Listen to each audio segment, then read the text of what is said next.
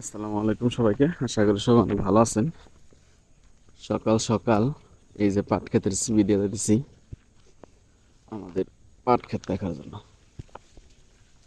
দেখেন, এই ক্ষেতটা হইতেছে ধইঞ্চা ক্ষেত।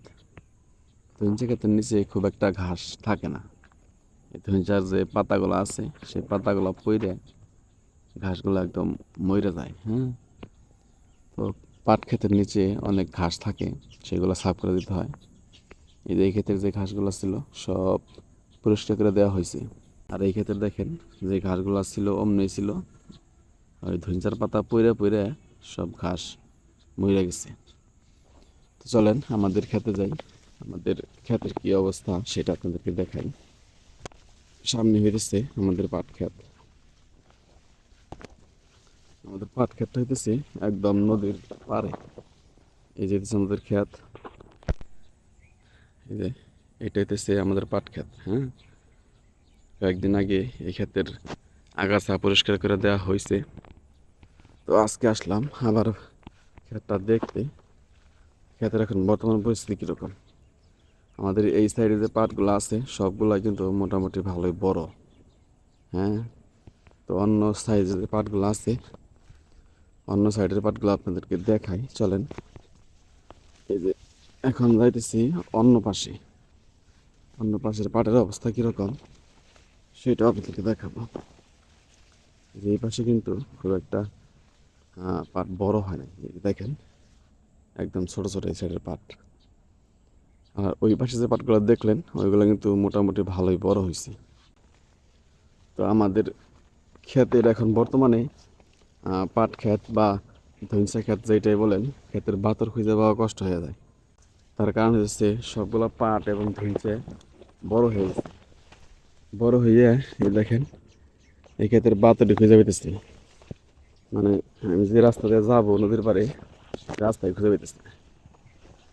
তো পাইয়া গেছি, এই যে দেখেন ক্ষেতের মাঝখান দিয়ে একটা রাস্তা বানানো হয়েছে, সেইখান দিয়ে ঢুকে বললাম। আমাদের ক্ষেতের পাশে যে বাগান ক্ষেতটা ছিল, সেই বাগান গাছগুলো ছিল, এই যে সেই বাগান গাছ। এই বাগান গাছের মধ্যে বাগান আসছে কিনা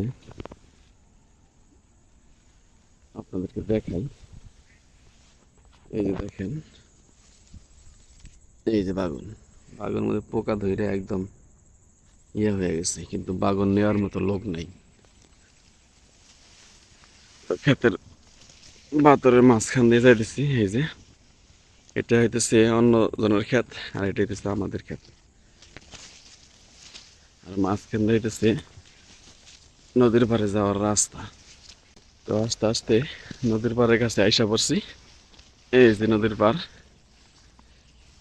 নদীর একদম কাছারে।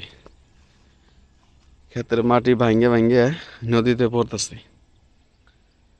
সকালবেলা নদীর পাড় দেখেন কত সুন্দর, বিকেলবেলাও সুন্দর, কিন্তু এইখান দিয়ে যে আমি হাইটা আবার ওই পাশে যাবো এরকম অবস্থা নাই। একদম দেখেন লাস্ট যে পাড়টা আছে সেটাও কাছারের মধ্যে রয়েছে।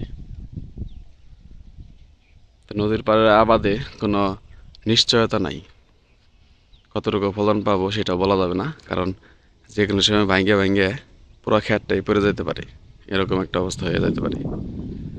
তো এই হইতেছে পরিস্থিতি। আমাদের পাট ক্ষেত আলহামদুলিল্লাহ মোটামুটি পাটের ফলন ভালোই হয়েছে, পাট গাছগুলো ভালো শক্ত সবল হয়েছে। তো নদীর পানি আজকে মনে হয় হালকা বাড়ছে। তো যাই হোক, ভিডিও আর বেশি বড় করতেছি না। সবাইকে অসংখ্য ধন্যবাদ যারা কষ্ট করে ভিডিওটা দেখলেন। সবাই ভালো থাকবেন। আসসালামু আলাইকুম ওয়া রাহমাতুল্লাহ।